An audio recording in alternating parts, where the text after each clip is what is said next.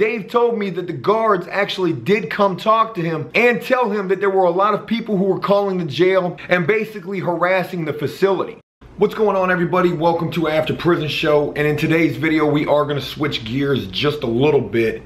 We are going to have an update in this video about Dave's situation. I've got some pretty crazy things to tell you in relation to that, but again, we are switching gears. What we're going to talk about in this video is being on the run, and this is basically what happens when you don't turn yourself in, and that there is exactly the opposite of what Dave did in his own personal situation. While talking about being on the run, I'm going to tell you some pretty crazy stories from my own personal experience, because like I said in last night's live stream, I have never done before what Dave did by actually turning himself in to face the situation that he now does. Before we go any further though, I do want to take a moment to talk about last night's live stream. If you joined us for that, the Helping Dave live stream, what we accomplished there was something that it literally brought tears to my eyes. It was a very emotional, heartfelt thing that we did, and it truly showed just how strong the APS Army really is. So if you missed that, please take the time to check that out, because it really is an unbelievable thing what we were able to accomplish for Dave yesterday. It truly shows me that through After Prison Show and through the APS Army, we have the capability together to make a major impact on any situation. There will be a major update on the entire Dave situation at the end of this video, but again, this video here is about being on the run and what happens when you don't turn yourself in.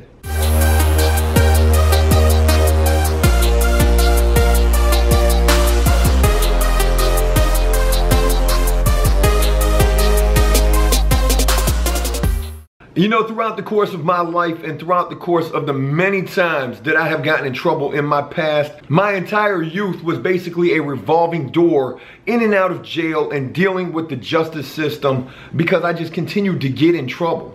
With all of that being said, it's no stretch of the imagination to imagine that I did spend my fair share of time while out in the free world, in between all of the many times that I was locked up, actually being on the run. Because any time that I would get in trouble, whether it was the fact that I caught charges or violated my probation for whatever reason, if I was given the opportunity, I most certainly would end up on the run. I never was the type of person to ever turn myself in. And this is not something that I'm proud of either. I'm not saying this to try to make myself sound like some sort of a gangster or to try to make myself sound hard. In fact, just talking about this in this video, it kind of is embarrassing to me. And I also kind of feel like a dumbass because of all that as well. But because of the many times that I did spend on the run, there were quite a few stories that came along with those. Whether it was me personally being on the run or a best friend of mine who was with me pretty much the entire time throughout my youth,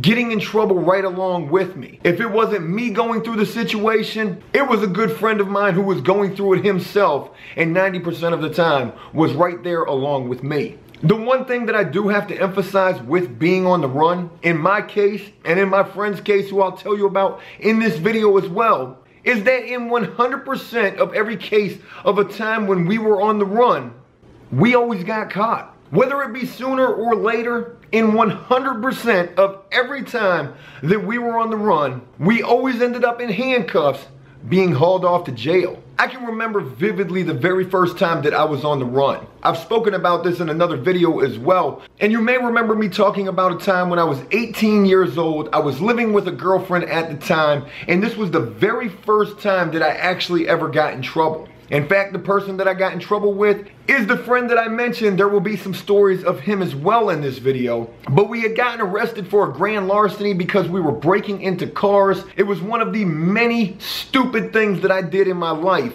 and I was out on bail. I went to court and they told me that they wanted me to testify against this friend of mine and they would drop all charges against me.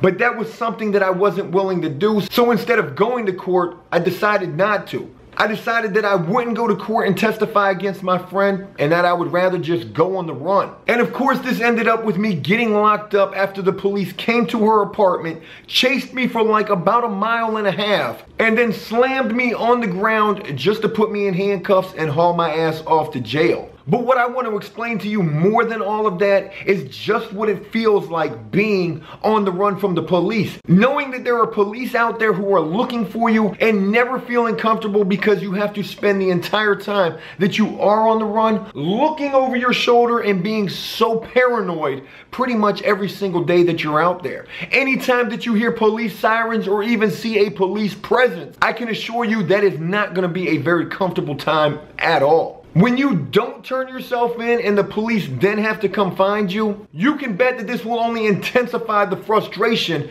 that not only the police will have because they are hunting you, which could very well end with them shooting you, but it's not just the police that you have to worry about. It's the court system as well. Because when you are finally caught, and again, I have to say, you will get caught anytime that you are on the run. I don't know of one single case, not even El Chapo, for God's sakes, who's gotten away while being hunted by some sort of law enforcement. And when you go to court after being caught, the prosecutor is basically going to try to bury you underneath the jail, meaning they're going to try to throw the book at you. They're going to tell the judge that this guy is a flight risk, meaning that he will run if ever given the opportunity to. The prosecutor will tell the judge that you have no consideration for society and the laws whatsoever. And as the judge listens to this, you can bet that's definitely going to play a major factor in how he rules over that case. You know, I can remember another time, and this one is actually really crazy. It involves this friend of mine. His name was Josh. This was a guy that I hung out with basically throughout most of the time, if not all of the time,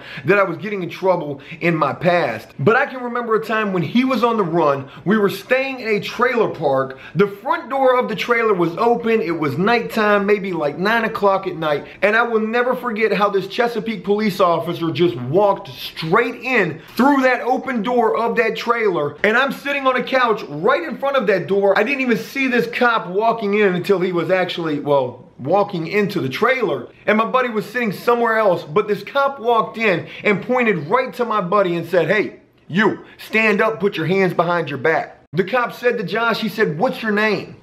Josh said, "My name is Paul Stevens." Another thing that you don't want to do, giving the police a false name, because that's another charge entirely. But the cop wasn't buying this at all. He said, "No, you're not. Your name is Josh. Go ahead and put your hands behind your back." So what did Josh do? Josh hung his head low, put his hands behind his back, and turned around. Well, no sooner than the cop approached to try to put those handcuffs on Josh, he took off, running down the hallway of this trailer out the back door, and here goes the cop chasing right after him. And this situation having nothing to do with me at all, but because of the fact that I was such a dumbass as a youth, when Josh took off down that hallway and the cop took off after him, for whatever reason, I ran out the front door. And as I'm running through this trailer park, I'm thinking to myself, I really don't even know why I'm running, but I end up in this swamp that was basically right behind the trailer park. And as I'm laying low in this muddy bank right by this nasty water, I begin to take mud from the ground and just start to smear it all over my face, like I'm some sort of a Navy SEAL. Maybe I'm thinking because of the fact that I'm with Josh and because he's on the run, maybe I'm gonna get some sort of aiding and abetting charge. So maybe that was the justification for why I ran when Josh ran as well. But as I'm sitting in this swamp, putting this mud all over my face, and then beginning to wade out into the water. And mind you, this was like October when this happened. So this water, it was pretty damn cold. But as I'm going out into this water of this swamp, I will never forget feeling this PVC drainage pipe that was coming out of the ground. And who the hell knows what was coming out of this drain? Probably sewage. But at that moment, as I'm in that water, feeling that PVC pipe running right up my leg, I see a police car stop right on the road in front of this swamp and begin to take his spotlight and go all over that water. And at that moment, I had to submerge my head underneath that nasty water just to avoid being detected by this police officer's spotlight. I mean, is that really worth it? Is that really worth being on the run? To be running into a swamp with probably a sewage drain line running up right beside my leg, and I'm having to put my face underneath water right beside this drainage pipe. Is that really worth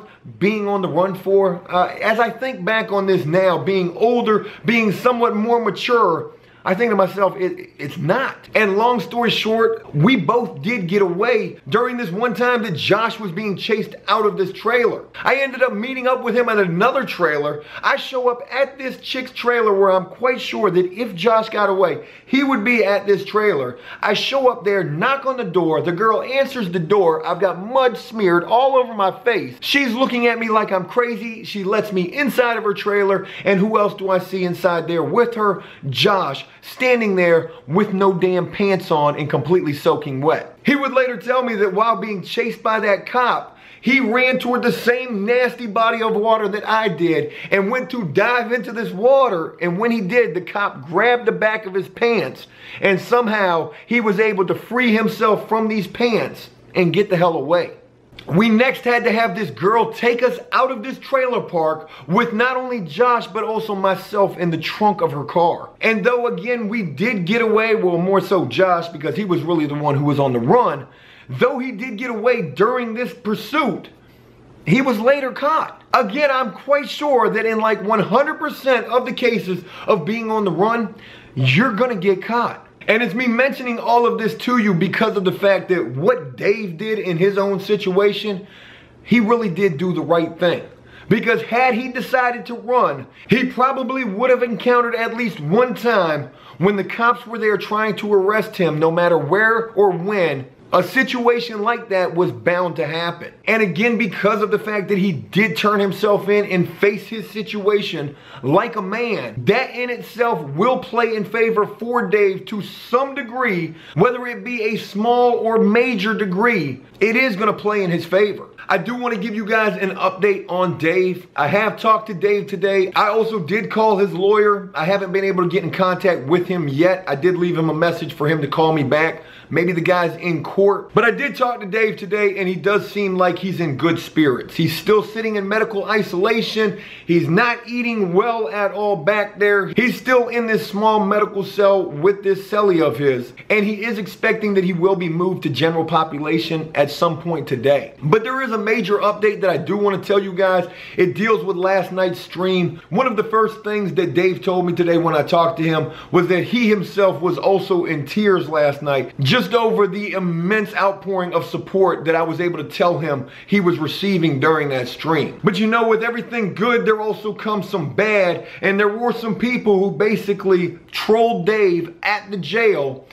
They found out where he was because they were probably hearing it on the collect call recording and began to call the jail. Now, I'm not sure how many people did call the jail last night, but Dave told me that the guards actually did come talk to him and tell him that there were a lot of people who were calling the jail and basically harassing the facility. And you know, Dave could have gotten in a lot of trouble for this. I didn't even hear from Dave today until later in the afternoon. And up until that point, the only thing that I'm thinking is, man, I hope something didn't happen and now he's not allowed to use the phone. But he told me the guards did come talk to him about this situation. And the crazy thing about it is they weren't even mad. He said they were actually kind of cool with him about it. And one of the things that they told him was they had never seen somebody in the jail have as much support as what Dave is seeing right now.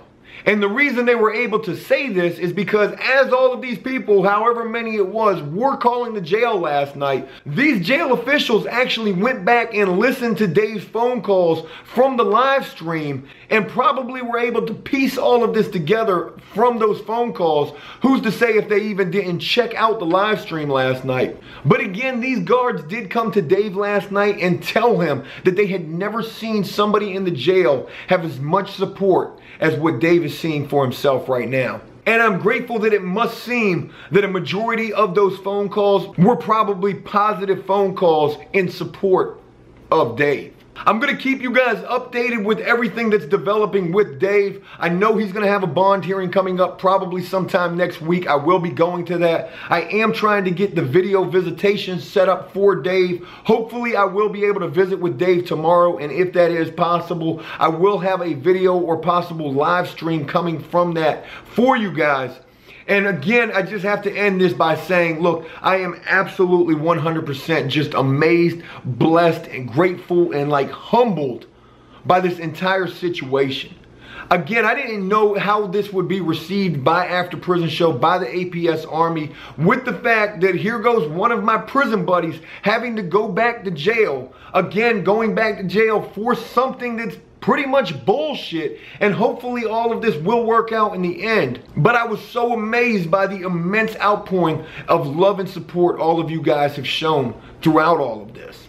With all of that being said, I'm going to go ahead and wrap this video up. Thank you for rocking with the After Prison Show, APS Army for life. And as always, until next time, enjoy life, the free world. Never take a moment for granted, and make the most of every day. Peace!